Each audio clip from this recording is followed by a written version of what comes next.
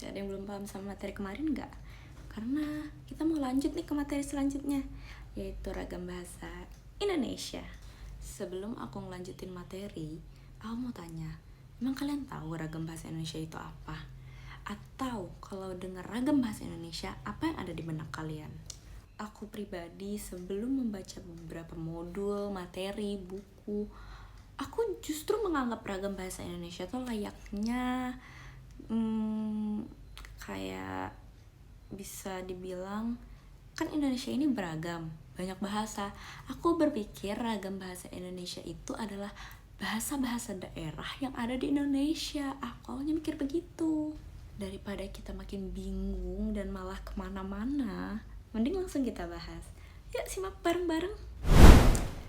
Sebelum kita membahas ragam bahasa Indonesia secara umum, kita akan membahas tentang ragam bahasa ilmiah dahulu. Sebenarnya, ragam bahasa ilmiah itu apa sih?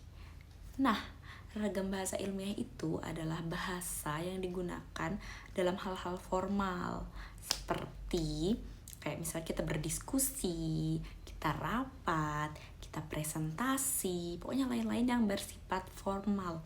Itu ragam bahasa ilmiah yang biasanya tuh menghasilkan ilmu pengetahuan. Nah, ragam bahasa yang ini sering terjadi kesalahan pada pemilihan kata, pada struktur kalimat, ejaan, tanda baca, dan lain-lain. Kenapa? Karena bahasa ini dipakai dalam keadaan formal, jadi harus berhati-hati. Ciri ragam bahasa ilmiah yaitu jelas, tepat, lugas, dan formal, tidak berbelit-belit, tidak emosional, dan kadang menggunakan bahasa yang fasih. Apa itu aja cirinya? Tentu tidak dong. Ada lagi, seperti cendekia. Mungkin di antara kalian ada yang belum tahu apa itu cendekia. Cendekia itu lebih ke kalimat yang lugas. Contohnya, dia tidak menggunakan kalimat yang labil seperti menurut saya, menurut kami, atau mungkin.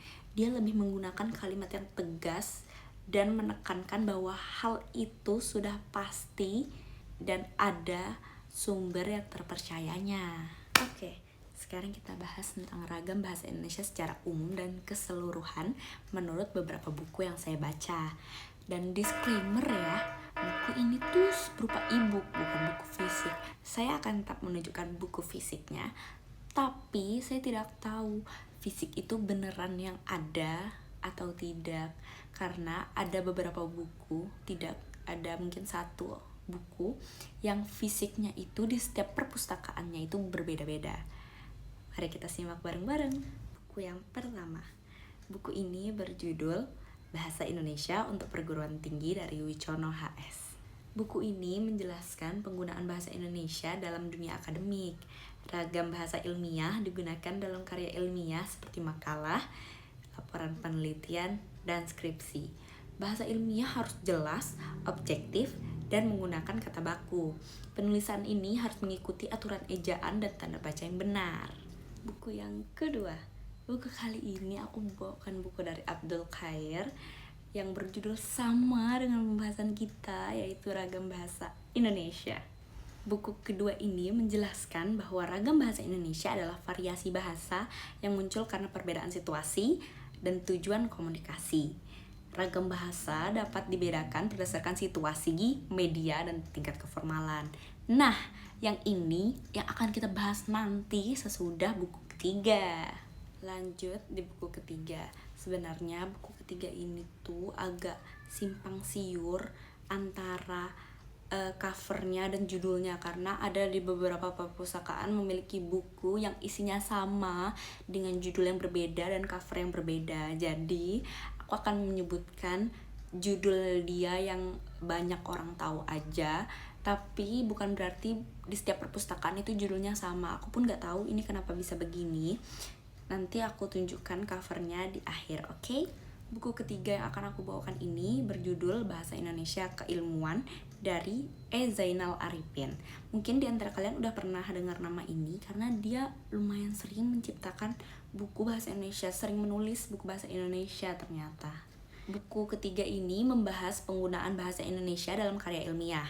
Bahasa ilmiah digunakan untuk menyampaikan hasil penelitian dan pemikiran ilmiah. Sebenarnya itu nggak jauh beda dari buku pertama, cuman di buku ketiga ini, di ciri bahasa ilmiah, dia menambahkan sistematis. Nah, di buku pertama itu tidak dijelaskan tentang sistematis. Jadi, aku memutuskan untuk membawakan buku ketiga ini karena walaupun garis besarnya sama, mereka memiliki ciri yang berbeda. Sesuai janji aku akan menunjukkan cover-cover dari buku yang aku baca.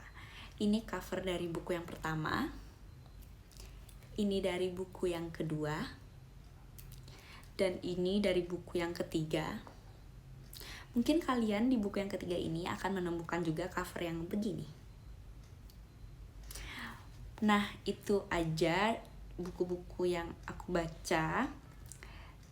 Dan aku tadi mau bahas tentang yang buku kedua yang secara umum ragam bahasa Indonesia. Mari kita bahas bareng-bareng. Aku tertarik membahas tentang faktor dari ragam bahasa Indonesia yang secara umum ini.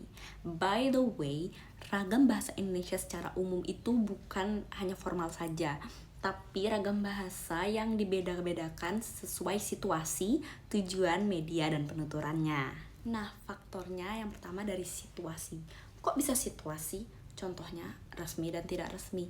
Ini yang kita bahas di awal, yang ragam bahasa ilmiah. Resmi dan tidak resmi sudah dijelaskan di awal tadi. Faktor yang kedua, lawan bicara. Lawan bicara bisa jadi orang tua, guru, dan teman. Orang tua dan guru biasanya kita menggunakan bahasa yang lebih sopan dan halus dibanding kita dengan teman. Yang ketiga, tujuan komunikasi. Tujuannya ini seperti, ini komunikasinya berbicaranya untuk apa? Untuk kita presentasi, atau untuk kita bercanda, atau untuk kita rapat. Kan macam-macam ini kegunaannya. Dan pasti dengan cara yang berbeda-beda dalam kita menyampaikan. Medianya lisan atau tulisan. Kalau tulisan biasanya dia lebih lugas dan lebih simple seperti PowerPoint. Tapi kalau secara lisan biasanya lebih terjabarkan secara keseluruhan. Cukup di sini materi hari ini. Kapan-kapan lagi.